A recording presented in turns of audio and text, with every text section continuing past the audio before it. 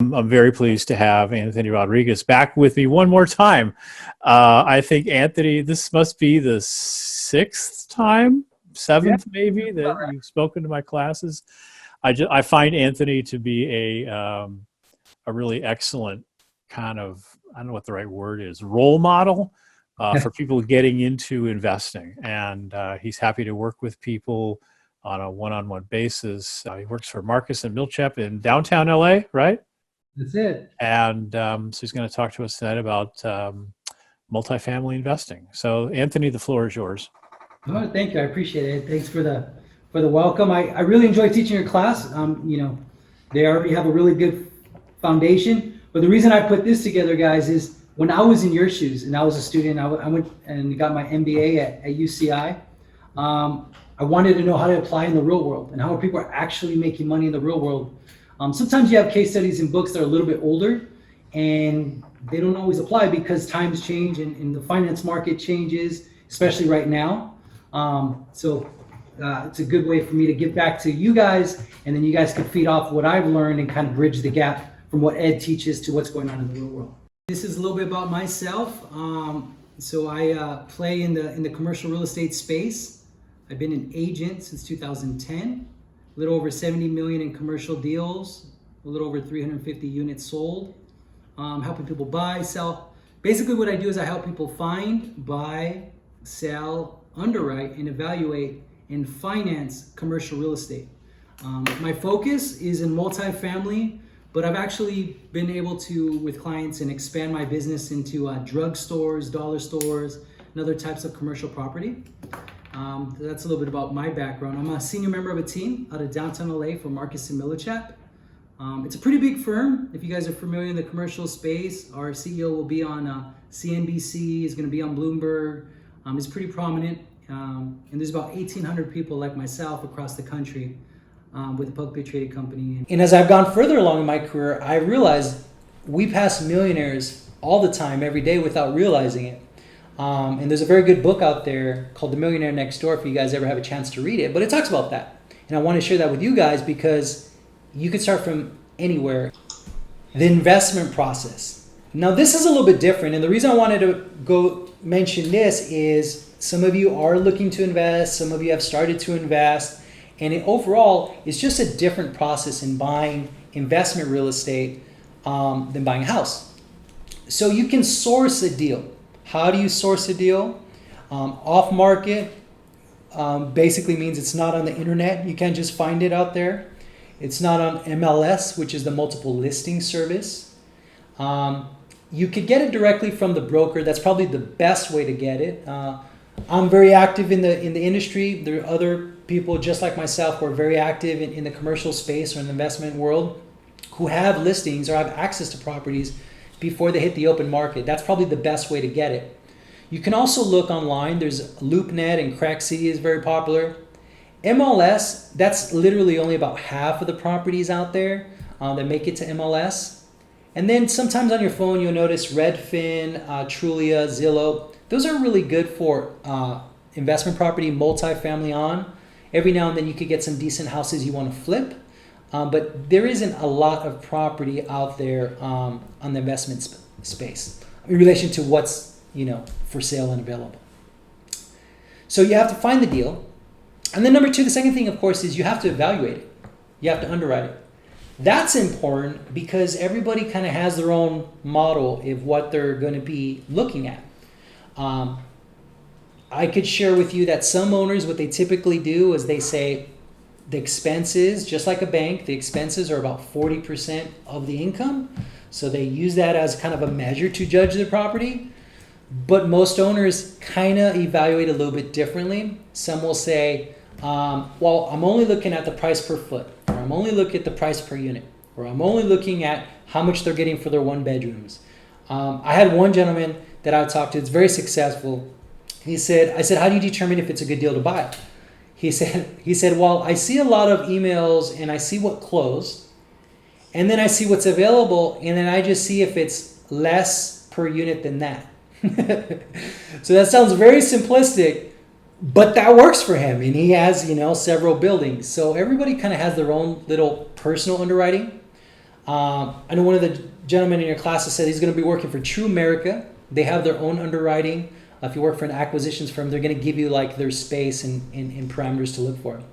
So number 2, you underwrite it. Number 3, you have to drive by it, and sometimes there's a tour if available.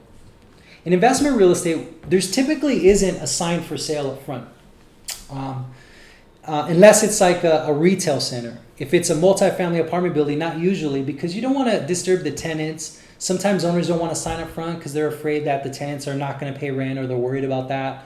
And then there isn't really open houses because, especially now, by the way, but because you don't want to be disturbing tenants every single time somebody's interested to open every unit.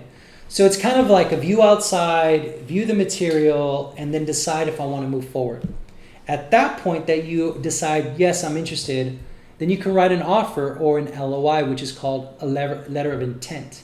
So you have an intent to purchase, and you put some terms involved, and then they go back and forth and negotiate, and then you open up escrow. The escrow process, all that is, it's the third party that coordinates. They look at the contract, they look at the terms, and they put the pieces together to make sure the deal gets done. That's what escrow is. So they could be a very good ally for you to make sure that everything's followed to the T on the contract. And of course, your broker and representative is supposed to be your biggest ally in helping you out. Then there's a due diligence period. So when you receive the property in step number 1 and number 2, you got the income and the expenses. You should have gone the leases. You should have found out if there's any tenants that are behind in their rent and not paid up. You should also know what expenses the owner and the tenants are responsible for. Now, in the due diligence period, that's where you review everything. So you have to verify that the rents are correct, that as what was marketed. The expenses are pretty accurate compared to what they shared with you. Investors don't share their tax returns, so you're not going to see those. But what you could see is an income statement and a rent roll for that property, because they have several. That's typically how they do it. And then you could go to the due diligence period, and if there's some hiccups and there's something missing, or the rent is lower than what they advertise, then you could kind of renegotiate and either get some money off the price, could go down, or you could get some credit towards the purchase. That's one way to do it. And then there's appraisal. So the appraisal is the bank saying, okay, we're going to give you the money. We're going to give you so-and-so loan dollars based upon the income this provides and based upon the value of this property. So in the commercial space, in the investment world, what banks are typically looking for right now is about 1.25 or 1.2 at the very minimum debt coverage ratio. So if you guys, I'm sure it's somewhere in your book there, but all it is the net income after the expenses should be 120% of the debt service, whatever that is. So the bank wants to make sure that you're making a little bit of money and that you can pay the bills. That's the reason they do that. And then, of course, the loan funding, they're going to give you the money. And then, of course, last is the record and execute the business plan. Now, I've heard from... So, Anthony, Ira has a clarifying question, I think. Yeah. Ira? Yeah, I just wanted to ask, for the loan funding, are the banks usually looking for 75% loan to value, or what are they looking at? Good question, Ira. So it depends on the property type. So at the beginning, I mentioned on the residential, 2 to 4 units. 2 to 4 units, you can buy those conventional financing. You could buy FHA. So you could buy a duplex up to 4 units with 3.5% to 5% down. You could also buy it 25% down, conventional financing. In the commercial space, it depends on the deal. So remember, as long as it has that debt coverage ratio, they will give you the loan. Most commercial banks play in the 30% to 40% space. They want you to have a little bit more stake in the game. So they typically is about 30 to 40% of a down payment on the commercial space. And Ira, your question leads to a really good example. In the investment world, I know it sounds really funny, but a triplex or 4 unit could be in one property parcel, and literally right next door could be a 5 unit building. And every single day, if you list both properties, the 5 unit will sell for a less price per unit than the 4 unit every single time. The reason is because more people could pay the 3.5 to 5% down. So economics, supply and demand, more could come up with a down payment for 2 to 4 units than could come up with the 30-40% down payment for commercial. So that financing means there's opportunity if you have the resources. Cool.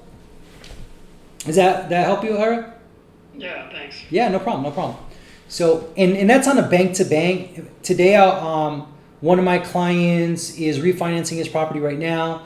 They're going to give him 70% back, right? So a loan to value, and he's getting at 3.7 right now in the commercial space on an apartment building.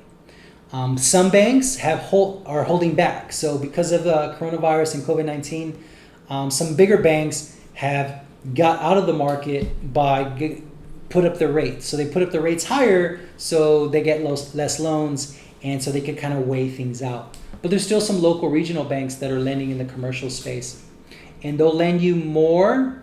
It's more advantageous to them to lend you more money. So if you have a bigger loan than $3 million, then they could give you tighter terms and be a little bit better for you investment wise.